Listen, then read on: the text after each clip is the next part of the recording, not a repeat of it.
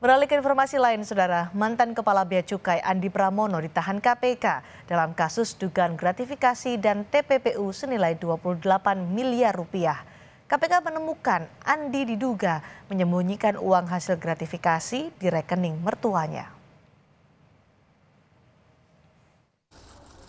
KPK menahan mantan Kepala Bea Cukai Makassar, Andi Pramono, sejak Jumat sore. Andi Pramono sebelumnya telah ditetapkan sebagai tersangka dalam kasus korupsi berupa gratifikasi dan tindak pidana pencucian uang atau TPPU. Dalam penyidikan KPK, terungkap bagaimana konstruksi perkara gratifikasi dan TPPU yang menjerat Andi Pramono. Andi Pramono diduga menjadi broker memuluskan pebisnis ekspor-impor untuk mencarikan barang logistik yang dikirim dari wilayah Singapura dan Malaysia menuju ke Vietnam, Thailand, Filipina, dan Kamboja. Andi diduga menerima fee yang diduga menyalahi aturan kepabeanan. KPK menemukan Andi Pramono diduga menerima gratifikasi sejumlah 28 miliar rupiah yang dipakai untuk keperluan dan keluarganya.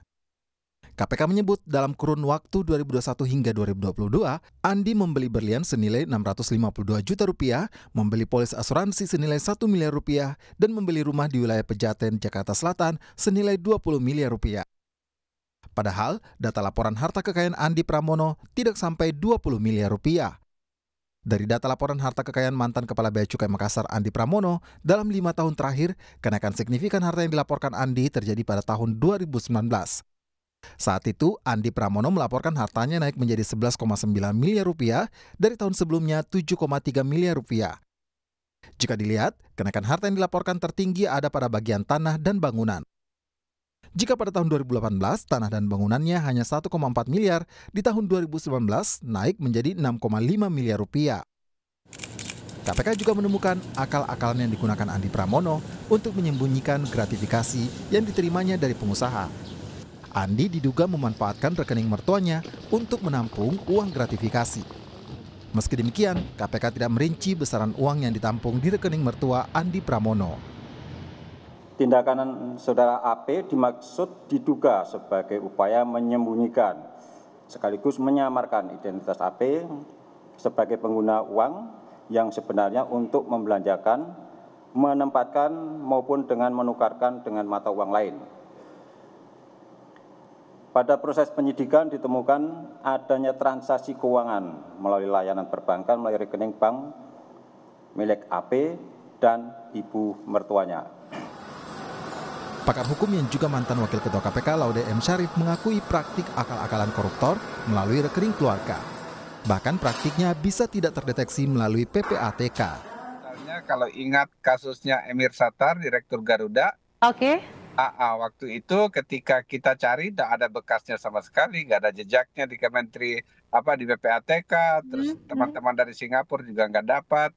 Tapi suatu waktu dari perusahaan tertentu ada mengirim ke mertua beliau. Jadi dari situ kita bisa tahu. Jadi hanya satu transfer yang gitu yang menjadi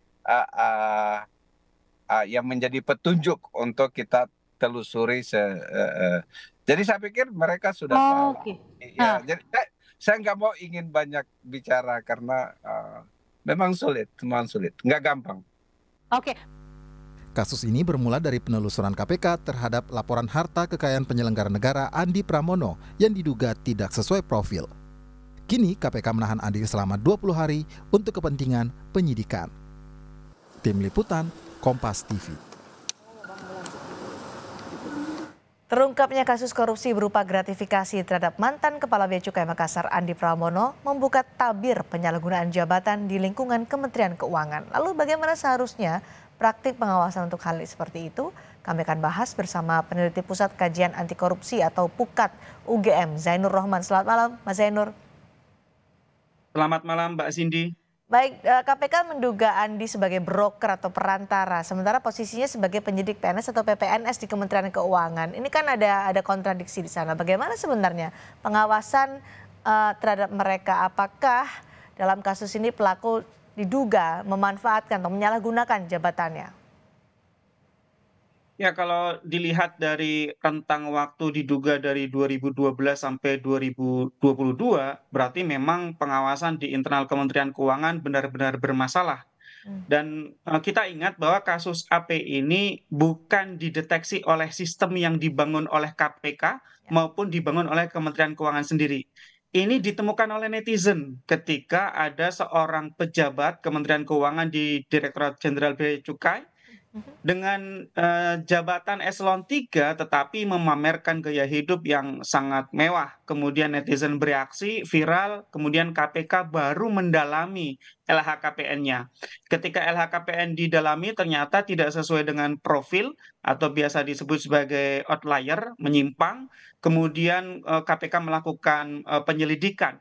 Dari hasil penyelidikan KPK menemukan diduga ada banyak aliran dana melalui berbagai rekening, termasuk rekening keluarga, baik itu mertua atau pihak lain, dari perusahaan-perusahaan yang terkait dengan bisnis ekspor dan impor. Nah, tentu yang disampaikan KPK bahwa AP ini menjadi broker secara melawan hukum, mengingat jabatannya sebagai pejabat di Direktorat Jenderal Bea Cukai itu, menurut saya baru satu dari sekian modus yang dilakukan. Kenapa? Karena ini kan tahun operasinya. Dan saya melihat bahwa ini menunjukkan benar-benar Indonesia sebenarnya tidak punya sistem yang jelas untuk memastikan bahwa kekayaan penyelenggara negara itu diperoleh dari sumber yang sah. Ternyata LHKPN yang dilaporkan kepada KPK itu belum dapat secara optimal menjadi instrumen untuk memastikan bahwa penyelenggara negara itu tidak menyeleweng.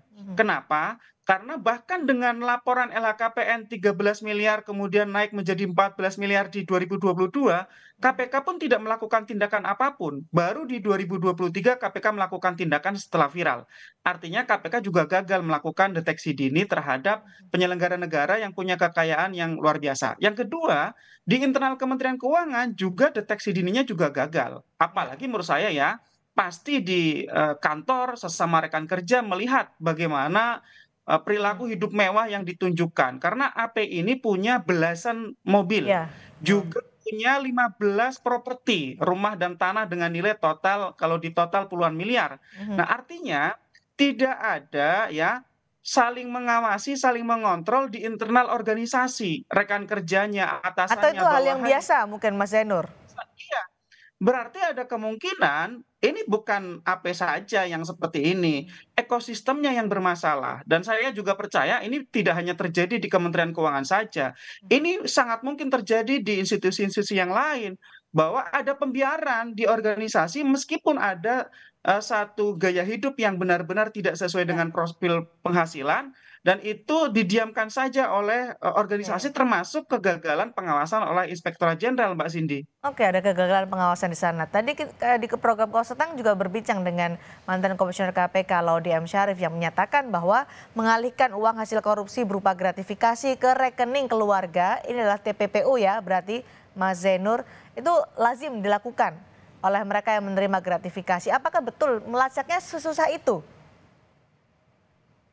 Saya tidak percaya sebenarnya sesusah itu gitu ya. Kenapa? Karena yang pertama, sebenarnya semua penyelenggara negara itu kan ada informasi mengenai anggota keluarganya, 2 derajat sedarah dan semenda begitu ya, dan punya apa namanya integritas termasuk untuk penanganan benturan kepentingan.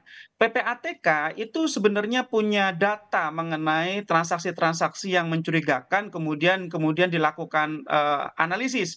Hasilnya menjadi laporan hasil analisis. Nah, tetapi ketika kita lihat ya, itu tidak dilakukan pendalaman untuk banyak sekali LHA dari PPATK. PPATK itu selalu mengirimkan LHA kepada para penegak hukum yang sesuai dengan kompetensi mereka, kepada KPK, BNN, BNPT, kepada Polri, Kejaksaan, dan seterusnya.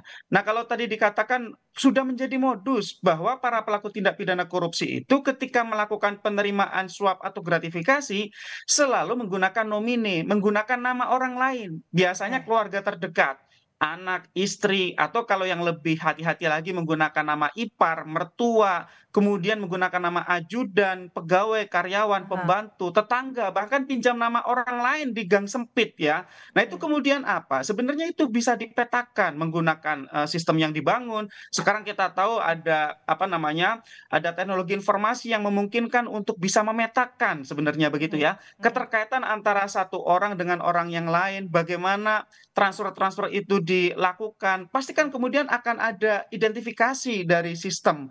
Ketika ada satu transfer yang outlier, menyimpang, kemudian sistemnya kemudian akan berwarna merah. Harusnya kemudian ditindaklanjuti, kemudian setelah itu dilakukan penyelidikan. Nah, selama ini itu tidak terjadi. Nah, satu lagi Mbak Cindy, soal LHKPN. LHKPN AP ini sudah bermasalah bertahun-tahun. Kenapa didiamkan oleh KPK? Saya melihat memang yang KPK pertama alasannya tidak punya kewenangan yang terbatas untuk memverifikasi LHKPN ini. Betul, karena kalau LHKPN-nya tidak benar, KPK tidak bisa ngapa-ngapain. LHKPN tidak lapor pun, itu KPK tidak bisa memberi sanksi, karena yang memberi sanksi adalah dari instansinya sendiri.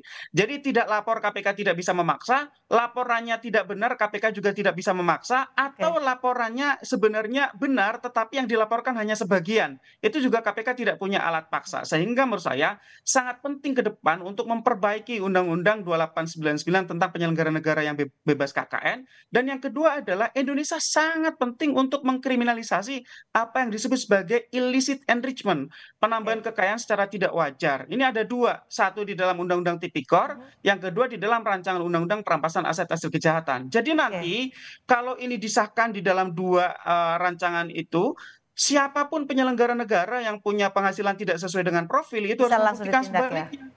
ya. Singkat saja nih Mas Zainur. Maka dirampas. Mas Zainur, singkat saja, karena tadi Anda sebutkan bahwa ada deteksi dini yang tidak berjalan, baik di Kementerian Keuangan, di instansi, tapi juga di KPK. Jadi apa yang harus dievaluasi?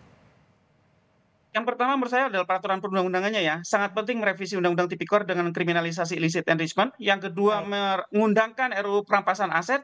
Yang ketiga di internal masing-masing kementerian dan lembaga. Inspektorat Jenderal selama ini atau inspektorat kalau di daerah itu tidak bertaring karena berada di bawah menterinya atau kepada kepala daerah atau kepala lembaganya. Harus direvitalisasi. Selanjutnya kalau organisasi itu ingin menegakkan nilai integritas, maka sesama anggota organisasi, sesama pegawai itu harus saling mengontrol, saling mengawasi. Kalau ada yang menunjukkan perilaku menyimpang, termasuk misalnya gaya hidup mewah tidak sesuai profil, lapor dong kepada inspektorat. Kalau inspektoratnya tidak bisa dipercaya, lapor dong kepada KPK.